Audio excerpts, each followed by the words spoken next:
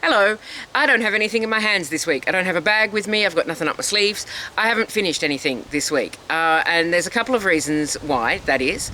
The first, I think, is the kind of end of year slump, relax, chill. I don't know what you'd call it, but just kind of that end of year. Oh, it's nearly 2024. Let's just put everything off till next year. Is this happening to everybody, or is it just me and I think I'm having a universal human experience and I'm not? But I feel like I'm just kind of, I've been really productive this year. Now I'm just going to sit down and read and play video games a lot. House Flipper 2 came out. It's great. And the other reason I haven't been very productive this week is because the piece that was on the loom last week is still on the loom, obviously. We're going to have a look at that in a minute. And I made it more complicated than it needed to be. And until I figured out how to make it less complicated, which took me like way too long, but we'll talk about that in a second, I was kind of putting off working on it because it was like excessively complicated. But let's have a look at it. I'll show you where I'm up to on it. I'll show you what it's looking like. I'll show you how I'm doing it, and I'll explain how I made it way more complicated than it needed to be.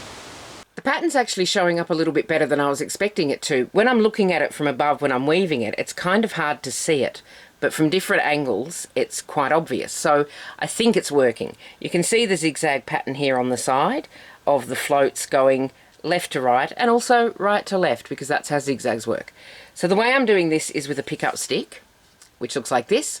It's basically just, well, it is exactly a flat piece of wood with a pointed tapered end. This one needs sanding, which I must get round to, and that goes under and over the threads as you want them in the pattern. That didn't make sense. So let me show you what I'm doing. I'm just going to zoom in actually a little bit so that you can see. All right, hopefully that's a bit better. So I'm not going to do an actual row of the pattern because I can't figure out where I am at this point.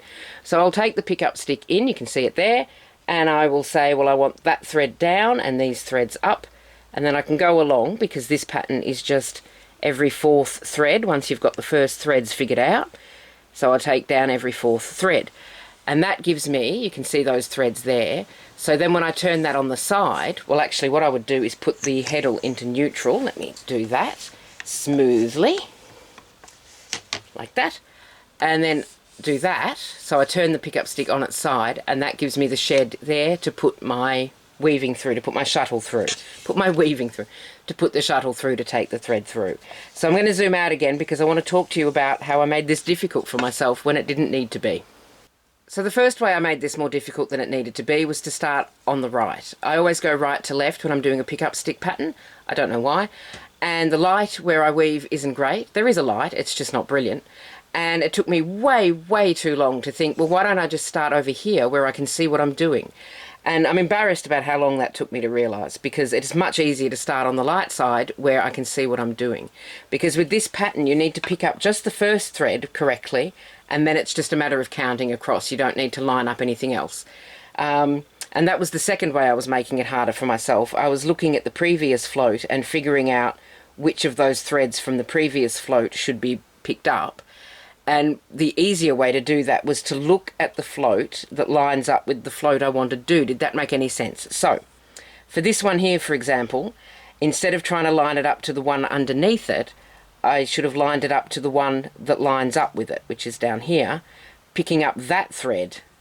Did that make sense? I don't know that that made sense.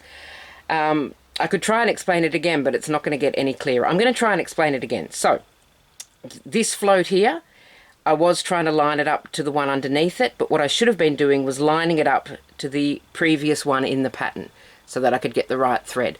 Because once you've picked up the right thread at the start, it is just 3 up, 1 down, 3 up, 1 down. So you don't need to be able to see this very clearly, which is good because, as I said, my light's not great.